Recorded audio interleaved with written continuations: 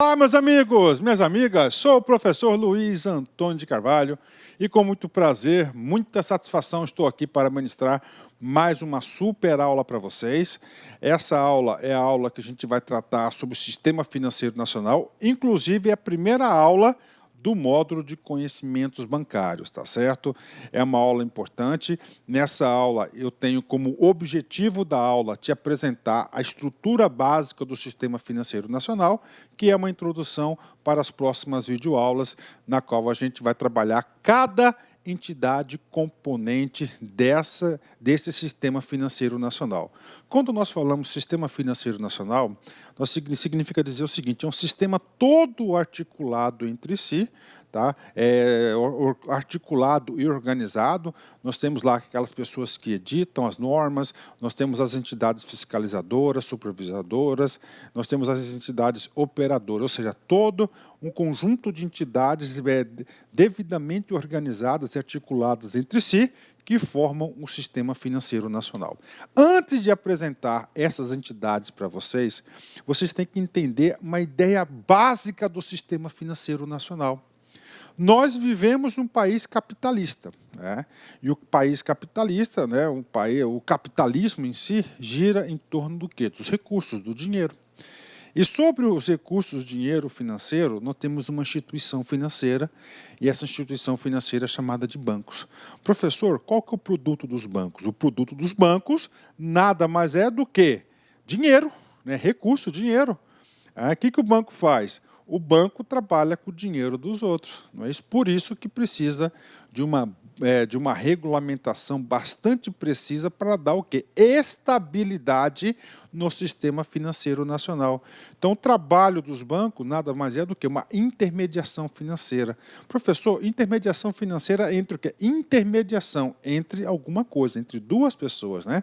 Aquelas pessoas que são poupadores, que têm dinheiro sobrando, e aquelas pessoas que estão precisando de dinheiro. Com isso, vem cá, quero fazer uma explicação para vocês entenderem, né? O meu objetivo do Sistema Financeiro Nacional, tá? É um objetivo aqui, eu vou colocar um exemplo de intermediação financeira, e vocês devem captar a ideia central desse exemplo.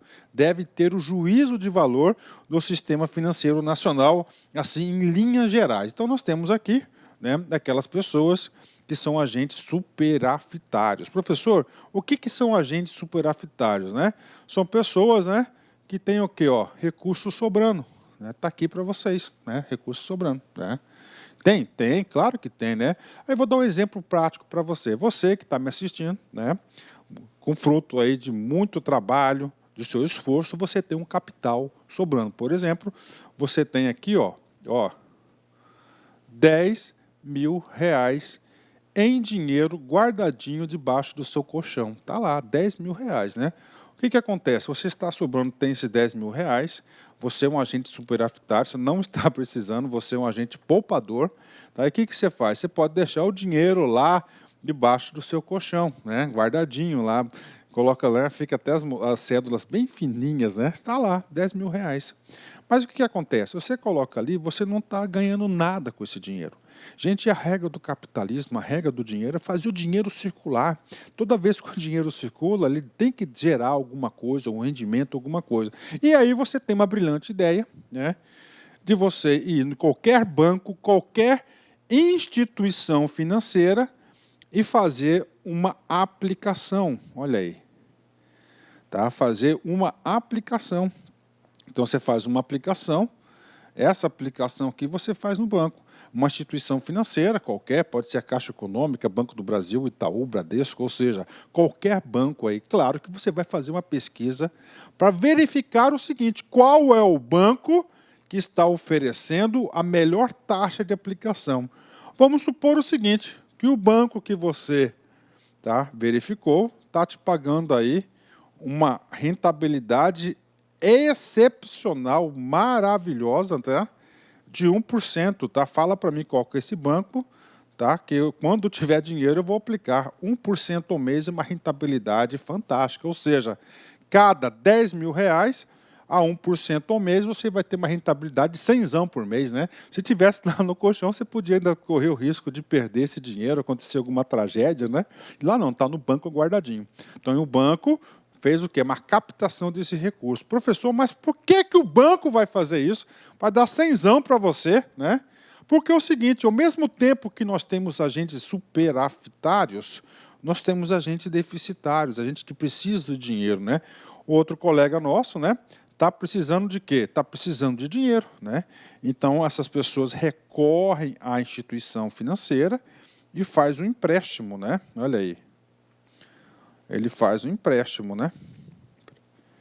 Ele faz um empréstimo. Só para completar o nosso exercício, porque a nossa aula é integrativa, em todas as aulas eu procuro trabalhar conceitos dessas aulas e aulas futuras. Você foi lá no banco, voltando um pouquinho aqui, ó, vem comigo aqui, tá? Tem 10 mil reais, você aplicou no banco, né? Chegou lá o gerente do banco e falou assim, ó, fulano, ó, cara, aplica aí, né, no CDB, né? Certificados de Depósitos Bancários. Esse aqui é um produto bancário, tá? De investimento. Ele está tendo uma rentabilidade de 1%. Ok, um produto bancário. Aí tem uma pessoa que está precisando de recurso, vai no banco, né? Eu acho que hoje em dia tem mais pessoas no vermelho do que no azul. Vai lá no banco, está precisando de dinheiro. Aí o gerente do banco espertamente fala assim, não, eu vou fazer o seguinte, eu vou implantar para você um cheque especial de 10 mil reais, né? Ele vai conceder um contrato de empréstimo, um produto bancário, chamado cheque especial. Olha aí, cheque especial. Esse cheque especial, quando o fulano aqui, o agente deficitário utilizar, ele vai estar pagando aqui, ó, 8% ao mês, né? 8% ao mês, né? Então temos aí 8% ao mês. Ou seja, o banco capta recurso a 1%, tá? E ele vem o quê? Ele vem conceder, ele vai emprestar esse dinheiro a 8%. Eu estou colocando aqui uma taxa bastante conservadora, tá? Então, isso aqui vem a ser o quê? Isso aqui nada mais é que uma intermediação financeira. Isso aqui é uma, tá, das ações do Sistema Financeiro Nacional. E nós temos o que? Várias entidades, né? Temos entidades que irão editar as regras, as diretrizes, que é o Conselho Monetário Nacional, as entidades que vão supervisionar todas essas operações aqui, que é o Banco Central, e, claro, o sistema operativo, que é o banco, entre outras instituições. Então, olha só, então essa aqui é uma das operações que tem como objetivo o Sistema Financeiro Nacional, a intermediação financeira. Tudo isso aqui envolve o quê? Ó, recursos, né? Como envolve recursos, né, dinheiro, nós temos que ter o quê? Uma gigantesca regulamentação para provocar o quê? Equilíbrio, desenvolvimento entre as partes. Equilíbrio e desenvolvimento entre as partes. Por exemplo, o banco tem que ser controlado, né? Senão ele chega aqui e ele vai cobrar 50% ao mês, né? Ele capta por menos de 1% que ele está pagando aqui, ó, e ele vai aqui, ó, 50% ao mês, né? Tá? Então, o que acontece? Então, isso está errado, né? Então, eu estou colocando aqui para vocês entenderem todo esse mecanismo aí que nós temos aí, tá? Todo esse mecanismo que nós temos no Sistema Financeiro Nacional. Com isso, nós já vimos o primeiro assunto da prova, que isso pode cair na prova de vocês, né? Os concursos cobram isso, todas as bancas, Banca Sesgran Rio, Banca Fundação Getúlio Vargas, CESP, todas elas cobram isso. Então, você tem que saber, vou aprofundando mais um pouquinho, que o Sistema Financeiro Nacional ele é formado por dois grandes agentes, né? Primeiro, os poupadores, os agentes superavitários. Então, poupadores, superavitários é a mesma coisa, né? Eles têm os recursos sobrando, vão aplicar no Sistema Financeiro Nacional e vai para os devedores, né? Chamados também de agentes doadores finais, né? Ou também agentes com excesso de divisa, né? E excedentes financeiros. São todas terminologias que são designados para os poupadores e agentes superavitários. Eu gosto de apresentar isso, por quê? Porque uma prova de concurso pode cobrar isso, né? E para o lado de lá, professor, para o lado de lá são os investidores, os tomadores de recursos, os agentes deficitários ou carentes de recursos, né? agentes com escassez de recursos financeiros, devedores e financeiros. Pronto, né? Como estou explicando o sistema financeiro nacional. E aí, professor? Cara, somente com essa explicaçãozinha aí de 3, 4 minutos, você já tem condições de quê? Você tem condições de fazer questões de concurso. Isso já foi cobrado em concurso. Vem comigo. Banco do Brasil, CESP 2009. O Sistema Financeiro Nacional atua na intermediação financeira, ou seja, no processo pelo qual os agentes que estão superavitários, com sobra de dinheiro, transferem esses recursos para aqueles que estejam deficitários, com falta de dinheiro. E aí, professor, qual que é o nome disso aqui? O nome disso aqui nada mais é do que intermediação financeira, é exatamente isso, né? Então, o Sistema Financeiro Nacional, ela vai estar atuando nessa intermediação, agentes poupadores e agentes deficitários, né? E aí nós temos diversos tipos de produtos bancários, que vão atuar dentro desse Sistema Financeiro Nacional, que nós vamos ter oportunidade de estudar um a um. Professor, logo essa questão do CESP, ela está errada, desculpa, ela está super correta, né? Questão correta. Vamos lá, vamos continuar, né? E agora, professor, de onde que surgiu? Aliás, não é de onde surgiu, é importante, tá? Essa intermediação financeira, sim. É importante para o desenvolvimento do país. Então, claro e evidente que há uma disposição constitucional, tá?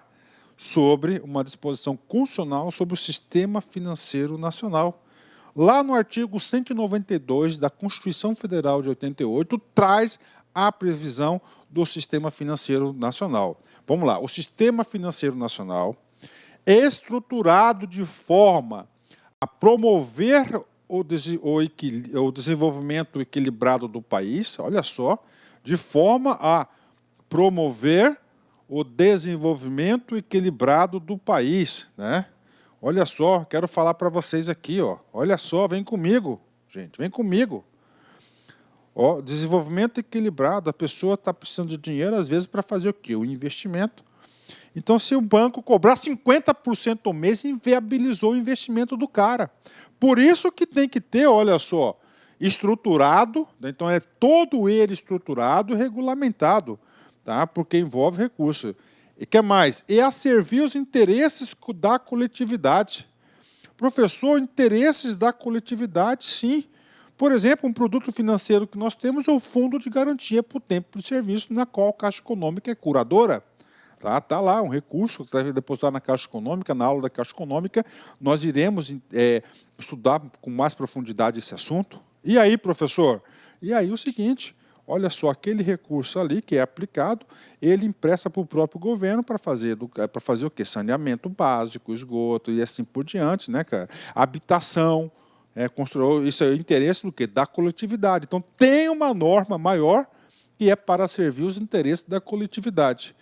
Em todas as partes que o compõem, abrangendo as cooperativas de crédito. Olha só, o Constituinte trouxe para o âmbito do Sistema Financeiro Nacional as cooperativas de crédito, que também será o quê? Objeto da nossa aula, né? Objeto de uma aula nossa bastante específica. Será regulado por leis complementares. Olha que coisa interessante, né? Então, será regulados por leis complementares. Parou? Vem comigo. E agora, professor, qual que é essa lei? Essa lei ainda não foi editada, né? O nosso Congresso ainda não editou, mas tem a lei 4.595, tá? Que é uma lei importantíssima para os nossos estudos, né? Nós iremos aí indiretamente estudar essa lei inteira no decorrer de nossas aulas, né? Que ela é uma lei ordinária, mas ela foi recepcionada pela Constituição e ela tem aí status de lei complementar. Então, a lei é a Lei 4.595, que disporão, inclusive, sobre participação do capital estrangeiro nas instituições que eu integro e tem a regulamentação específica para isso. Então, esse é o artigo 192, né? Bacana, do Sistema Financeiro Nacional. Vamos embora, vamos continuar, né? Professor, fecha um conceito para a gente aí, para a gente poder desenvolver melhor a aula. Sim, conceito do Sistema Financeiro Nacional. É um conjunto de instituições. Tá?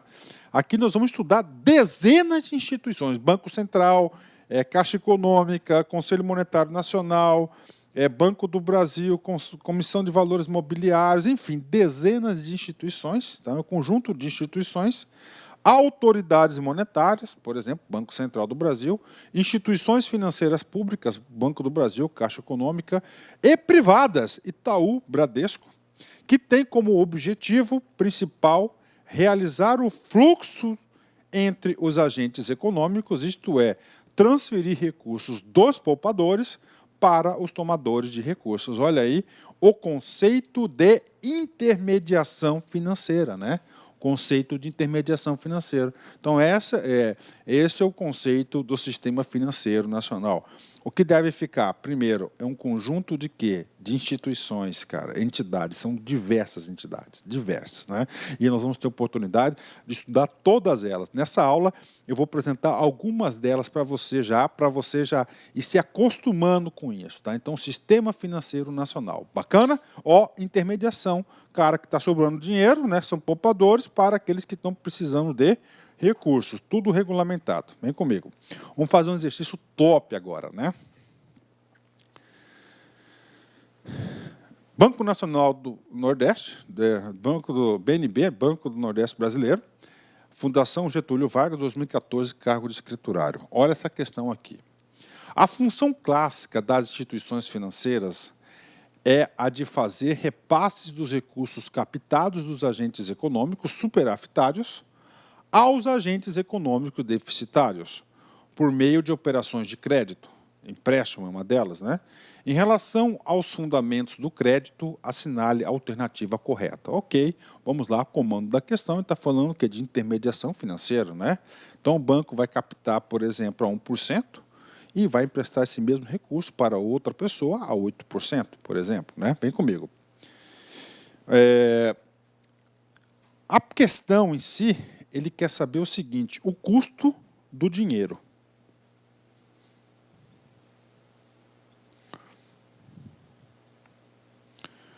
Ok? Vamos lá. A. O volume de crédito oferecido pelas instituições financeiras não é regulamentado pelo Banco Central. Errado, tá? Está errado, tá? O Banco Central tem uma regulamentação intensa, né? Ah, professor, mas o Banco Central não faz parte do sistema normativo, vírgula.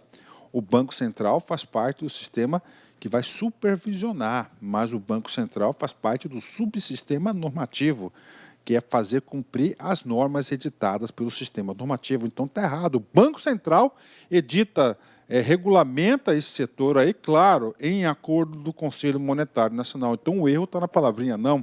B. A formação da taxa de juros cobrada nas operações de crédito é fixada pelo Banco Central para todas as modalidades operacionais. Está errado, né? O que está falando aqui, ó? Quando a gente fala formação da taxa dos juros, nós estamos definindo o quê? Ó, custo do dinheiro. Custo do dinheiro é o quê? A taxa de juros, né? O que está falando aqui? Está dizendo que o Banco Central do Brasil vai definir todas as taxas de juros, em todas as não. Quem define a taxa de juros do Itaú é o próprio Banco Itaú. Quem define a taxa de juros do Banco do Brasil é o próprio Banco do Brasil. O que o Banco Central faz? Vai ditar regras, né, diretrizes. Em relação a isso, os bancos farão aí, formarão suas próprias taxas de juros. Não é tabelado, tá? Porque se fosse tabelado, não teria competitividade entre os bancos, né? Inclusive, o Banco Central incentiva bastante a competitividade de taxa de juros entre as instituições financeiras, ok? Vem comigo. Professor, mas e aí, professor? O que tem a formação da taxa de juros? O custo do dinheiro, né? Então, o custo do dinheiro, nós temos aqui, ó, basicamente, 3 fatores que vão definir o valor da taxa que os bancos vão emprestar. Primeiro, né, o custo da captação do recurso. Lembra, num exemplo que eu passei, que o cara tem 10 mil reais guardado no colchão e ele empresta para o banco, né? O banco é o seguinte, o banco vai remunerar aquele recurso a 1% ao mês, o custo de captação, né? Aí, ó, custo de captação, 1%, por exemplo, né? Professor, o que mais? É o famoso spread bancário, né? O que é o spread bancário? O risco, né? É o risco, né? Ele vai emprestar para o cara, né? Por exemplo, 10 mil reais, e o cara tem de patrimônio R$ 1 milhão. Em ações aplicadas, ele tem aí patrimônio, imóveis, carro, R$ 1 milhão. Ou seja, o custo, o risco dele é muito baixo. Então vai ter uma taxa. Então o spread bancário é uma informação que faz o quê? Que vai diretamente no custo do dinheiro, a taxa de juros. E finalmente, né, a margem de lucro dos bancos, né? Então temos aí os 3 fatores que compõem o custo do dinheiro e a formação da taxa de juros, no caso que eu passei lá de 8% no exemplo, né? Vamos lá. C. Normalmente, os bancos cobram taxas de juros levando em conta a taxa de captação. Opa, correto, né? O spread desejado. Aí, o spread, o risco, né? Depois a gente vai falar mais sobre esse cara, fica tranquilo. Tendo em vista os custos, claro, né? Custos com propaganda, os custos administrativos, né? Mão de obra. Então, aqui faltou mais uma informaçãozinha aqui, que são os custos, né? E a margem de ganho desejado, que é a margem de lucro, ou seja, a letra C é a resposta correta, que são os valores, o que são os fatores que levam em consideração para a cobrança da taxa de juros na intermediação aí, na financeira que nós temos no sistema financeiro nacional. Letra D. As operações de crédito oferecidas pelos bancos são garantidas pelo Banco Central do Brasil? Claro que não, né? Quem garante as operações de crédito são os próprios bancos, né? São os próprios bancos que garantem, né? Aí, caso o cliente não honre com o seu compromisso. Então, o cara foi lá, emprestou 10 mil reais, né?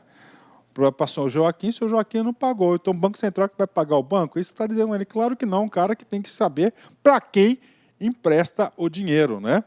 E o volume de crédito oferecido pelas instituições financeiras independe do seu patrimônio líquido. Isso está errado, né? Tem uma equação aí que fala assim, o banco ele só pode emprestar X% do seu patrimônio. Tem uma regra aí, então ele não é ilimitado, tudo cheio de regras. Ou seja, uma questão aí, gente, ó, complexa, tá? É uma questão complexa, mas é uma questão aí que tenho certeza que vocês entenderam, né? Então, moral da história. O que ele está falando aqui? O que o examinador quer cobrar aqui? O examinador queria saber se você sabe aí qual que é o que compõe o custo do dinheiro, a taxa de juros a ser cobrada pelo banco. São 4 itens, então, resumindo para você. Primeiro, o custo da captação. Na aula, eu expliquei para vocês da intermediação, só falei isso, né? O que é o custo da captação? O cara tem 10 mil reais guardado e está emprestando, ele está pagando 1.000 para esse cara por mês. Segundo, o spread, né? O risco, né? Terceiro, os custos da operação, mão de obra, energia, publicidade, assim por diante. E, claro, a margem de lucro são os principais componentes para a formação da taxa de juros, que é o custo do dinheiro. Isso que está cobrando aí a Fundação Getúlio Vargas, né? Professor, e aí? Cara, é um tipo de exercício, tá? Papo reto com vocês, sigam minha orientação pedagógica, que você tem que assistir 2 vezes essa explicação e fazer as suas devidas anotações no caderno. Vai e vem comigo, ó, né? Gabarito, letra C. Pronto. Explicamos para vocês o que é intermediação financeira, sistema financeiro nacional. E agora, professor, mais duas informações importantes.